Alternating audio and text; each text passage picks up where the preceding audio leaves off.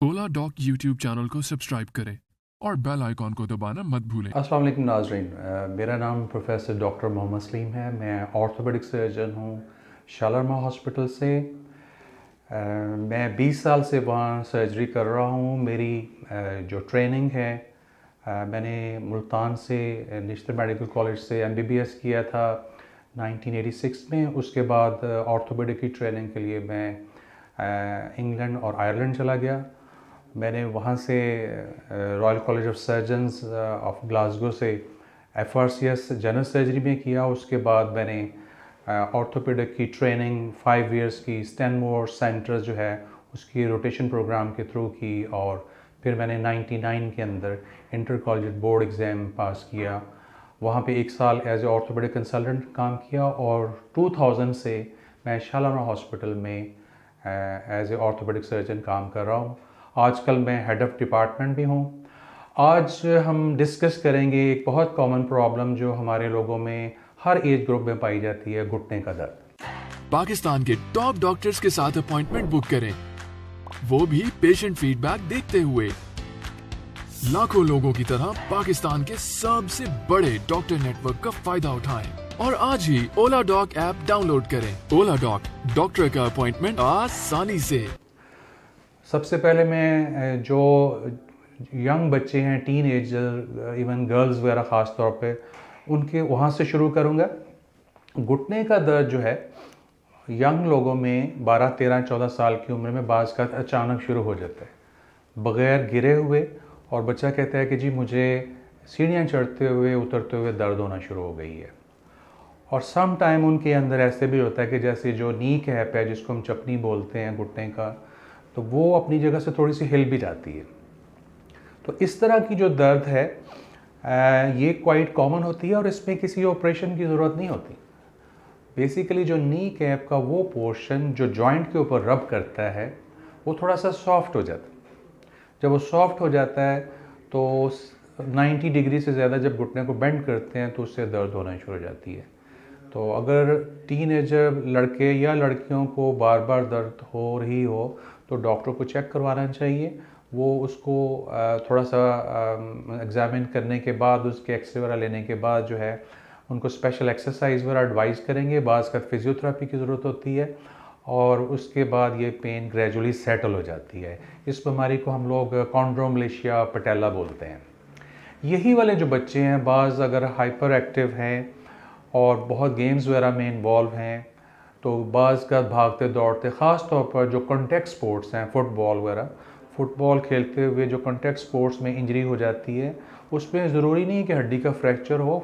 नी के अंदर बोन्स के अलावा जो लिगामेंट्स हैं और शॉक अब्जॉर्बर दो होते हैं, उनको मेनिस्काई बोलते हैं, बाज़ का उनका डैमेज हो जाता है। अगर वो डैमेज हो जाएं तो घुटना जो है वो स्वोलन हो जाता है, पेन होती है बहुत ज़्यादा, इंटरनल थोड़ी बहुत ब्लीडिंग हो जाती है। तो उस सूरत में अगर बच्चों को खेलते हुए, टीन एजर्स और इवन जो यंग लड़के हैं प्रोफेशनली भी जो खेलते हैं, तो उनको डॉक्टर्स को चेक करवाना चाहिए। अगर फ्रैक्चर वगैरह नहीं है तो हो सकता है उनको लिगामेंट की इंजरी हुई हो या मेनिस्कस की इंजरी हुई हो। अच्छे जो कॉम्पिटेंट डॉक्टर्स हैं जिनकी प्रॉपर ट्रेनिंग हुई है, वो क्लिनिकल एग्जामिनेशन से मरीज़ को चेक करके बता सकते हैं कि इसके लिगामेंट डैमेज हैं कि नहीं है। और इसको कंफर्म करने के लिए एक स्पेशल स्कैन होता है, उसको बोलते हैं MRI स्कैन। वो MRI स्कैन करवा के तो उसको कंफर्म किया जा सकता है कि आया ये लिगामेंट्स या जो मेनिस्कस है उसका टियर है कि नहीं है। और ये जो इंजरीज़ हैं, starting from very mild bruise, abrasions, mild sprain, जिसके अंदर कुछ भी ना करना पड़े, थोड़ी सी मेडिसिन दी जाए, और बाज़ का हम एक स्पेशल किस्म का जो है, जैसे नी ग्रिप होती है, वो जब लिगामेंट का स्प्रेन थोड़ा सा ज़्यादा है तो नी ग्रिप की जगह पे स्पेशल किस्म की एक पट्टी होती है, उसको बोलते हैं नी इमोबिलाइज़र, तो वो लगा देते हैं ताकि घुटने को सीधा रखा जाए।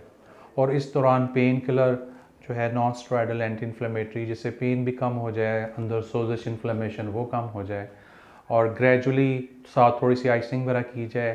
एंड सम टाइम ये जो मरीज़ हैं इनको फिज़ियोथेरेपी की ज़रूरत होती है, और बग़ैर सर्जरी के जो माइनर स्प्रेन्स हैं जहाँ पे लिगामेंट्स पूरा डैमेज नहीं हुआ, तो वो ग्रेजुअली एहतियात के साथ, ट्रीटमेंट के साथ, फिजियोथेरेपी या रिहेबिलिटेशन से बेहतर हो जाते हैं। जिन बच्चों में, लड़कों में, एथलीट्स के अंदर जब एक्यूट फेज़ गुजर जाता है और किसी को, डॉक्टर को नहीं दिखाया, वो कहते हैं जी मुझे चोट लगी थी और फिर आहिस्ता आहिस्ता बेहतर हो गई, स्वेलिंग कम हो गई, लेकिन वो अगर उनको लगे कि भागते हुए ऐसे लगता है कि घुटना निकल जाता है, या अगर उनको ऐसे लगे कि उनका घुटना पूरा सीधा नहीं हो रहा, कभी सीधा हो गया, कभी नहीं हुआ, कभी ऐसे लगा जैसे कोई चीज़ इसके अंदर फंस रही है, तो इसका मतलब ये है कि उसके जो लिगामेंट हैं वो ठीक नहीं है। अभी सपोज़ अगर ये वाले जो पेशेंट जिसका हम डिस्कस कर रहे हैं कि उसने खुद ही अपनी ट्रीटमेंट कर ली, किसी डॉक्टर से पेन किलर ले लिया, लेकिन चलते हुए अगर उसको लगे कि उसका घुटना निकल रहा है या कभी सूज जाता है, तो उसको ऑर्थोपेडिक सर्जन को, जिसका इंटरेस्ट हो नी में ख़ास तौर पे, उसको दिखाना चाहिए। जैसे मैंने बताया कि ये जो लिगामेंट इंजरीज़ हैं, नी इंजरी हैं, इनको हम क्लिनिकली भी देख के चेक कर सकते हैं और इसको कंफर्म करने के लिए एमआरआई स्कैन होता है। आजकल हर जगह इजीली अवेलेबल है, 6000 7000 में ये स्कैन हो जाता है और उससे हम ये कंफर्म कर सकते हैं। अगर किसी पेशेंट को, चाहे इवन 50 ईयर्स 60 ईयर्स, जिनके वैसे घुटने बिल्कुल ठीक हैं, उनके अंदर भी बाज़ का ये जो मेनिस्कस होती है वो डैमेज हो जाती है, जिससे घुटना ऐसा लगता है कोई चीज़ फंस रही है, चीज़ उसके अंदर कुछ टूट रहा है, और बाज़ का बग़ैर गिरे, बग़ैर चोट लगे भी ये झिल्ली टूट सकती है। तो डॉक्टर इसको अपनी क्लिनिकल एग्जामिनेशन से चेक करेगा और उसके बाद उसको एमआरआई स्कैन से ये कंफर्म कर सकते हैं। इसका जो है इलाज हम कैमरा डाल के आर्थ्रोस्कोपी से करते हैं और कैमरे के साथ हम इसकी ट्रीटमेंट कर सकते हैं। अभी मैं आपको बताता हूँ कि इसका हम कैमरे के साथ कैसे ट्रीटमेंट करते हैं। उसके अंदर हम मरीज़ को, अगर एमआरआई स्कैन के ऊपर आ गया कि उसकी झिल्ली जो है, मेनिस्कस इसको बोलते हैं, अगर वो डैमेज है, तो उसमें मरीज़ को बेहोश करने के बाद जो है सिंपल 1 या 2 कट लगा के हम उससे कैमरे की जो ट्यूब है जॉइंट के अंदर डालते हैं और उस कैमरे के through we can monitor on the TV जो झिल्ली उसकी डैमेज है, और उसको कैमरे के अंदर सामने देखते हुए स्पेशल इंस्ट्रूमेंट यूज़ करते हैं और वो जो डैमेज झिल्ली होती है मेनिस्कस को, उसको ट्रिम कर देते हैं। अगर किसी मरीज़ का, सपोज़ ये स्पोर्ट्स इंजरी नहीं है, वैसे झिल्ली के कट जाने की वजह से, टूट जाने की वजह से शदीद दर्द है, तो ये जब डैमेज पोर्शन जो है वो जब निकाल देते हैं तो शदीद पेन ख़त्म हो जाती है।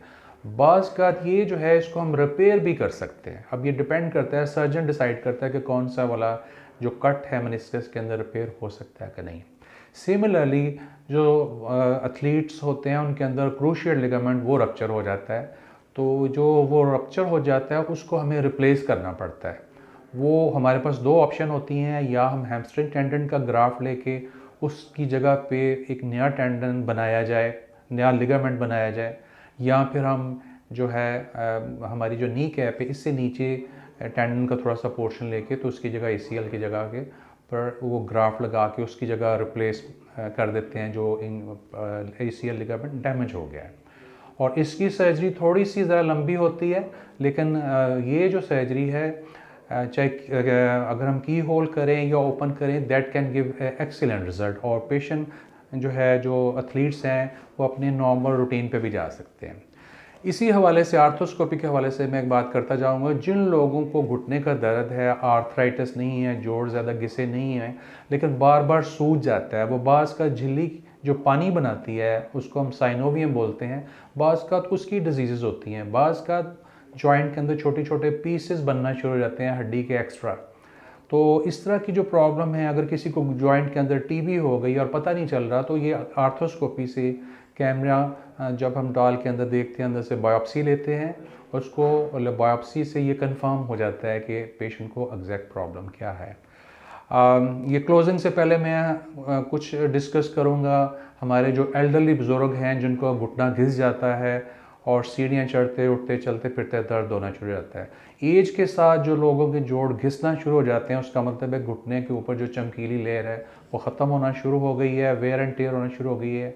उसकी अर्ली स्टेज जो है, शुरू की जो स्टेज है, उसके अंदर लोगों को चाहिए कि अपना वेट मेंटेन रखें, नमाज कुर्सी पे पढ़ें, कमोड्स यूज़ करें, सीढ़ियाँ कम चढ़ें, फिजियोथेरेपी वगैरह करवाएं। Some time they have a high uric acid, तो जो यूरिक एसिड ज़्यादा है उसको यूरिक एसिड कंट्रोल किया जाए। इन सारी चीज़ों से बंदे की जो पेन है रिलेटिव कंट्रोल हो जाती है। जितनी देर तक कंट्रोल होती जा रही है विद मेडिसिन करना चाहिए। आजकल डिफरेंट किस्म के इंजेक्शन आए हुए हैं, जो जैसे घुटने के अंदर ग्रीस होती है, इस तरह का हाइलुरोनिक एसिड के इंजेक्शन। पहले हम लोग कुछ इंजेक्शन थे जो 3 से 5 इंजेक्शन लगाते थे, आजकल ऐसे इंजेक्शन हैं जैसे क्रेस्पिन जेल, वो सिर्फ साल में 1 दफ़ा लगाते हैं। उसकी जगह पे हम PRP भी लगा सकते हैं। तो डिफरेंट ऑप्शंस हैं। तो जो यंग लोग जिनको आर्थराइटिस हो जाए, उनको मेजर सर्जरी की बजाय हम ये इंजेक्शन लगाएं तो उससे भी दर्द काफ़ी बेहतर हो जाती है, अगर मेडिसिन से या दवाइयों से दर्द बेहतर और फिजियोथेरेपी से बेहतर नहीं हो रही। अगर जो हमारे नाजरीन जिनको कोई इस तरह का इशू हो और मुझे दिखाना चाहें, तो उनको ये ऑप्शन है कि अगर वो मुझे डे टाइम के ऊपर सुबह शालामार हॉस्पिटल में दिखा सकते हैं। मैं वहाँ पे हेड ऑफ़ डिपार्टमेंट हूँ। जो हमारा प्राइवेट क्लिनिक है उसमें मैं ट्यूसडे वाले दिन सुबह 9:30 बजे से लेके 1:30 बजे तक अवेलेबल होता हूँ। हमारे वो पेशेंट जो नॉन अफोर्डिंग हैं उनको भी हम ट्रीट करते हैं। उनके लिए एवरी वेंसडे और सैटरडे हमारा जो क्लिनिक है 9 बजे से लेके 2 बजे तक होता है। जो पेशेंट मुझे शाम को दिखाना चाहें वो मेरे private clinic AO orthopaedic clinic infantry road के ऊपर दिखा सकते हैं, शाम 7 बजे से लेकर 10 बजे तक। सैटरडे संडे को हमारा क्लिनिक बंद होता है। जो पेशेंट आउट ऑफ सिटी से आना चाहते हैं, दूसरी और जगहों से आना चाहते हैं, एक्सेस नहीं कर सकते, वो ओलाडॉक का हमारा जो चैनल है उसके थ्रू एक्सेस कर सकते हैं। ऑनलाइन वीडियो कंसल्टेशन हो सकती है। ओलाडॉक हमारी एक बहुत अच्छी सर्विस प्रोवाइडर हैं, जो कि हमारे जो दूर से पेशेंट आते हैं, जिनकी फॉर एग्जांपल हम सर्जरी करते हैं और बार बार फ्रिक्वेंटली नहीं कर सकते, हम उनको ऐसे ही देख सकते हैं जैसे आपने सामने देख रहे हैं। नाजरीन, आपका शुक्रिया।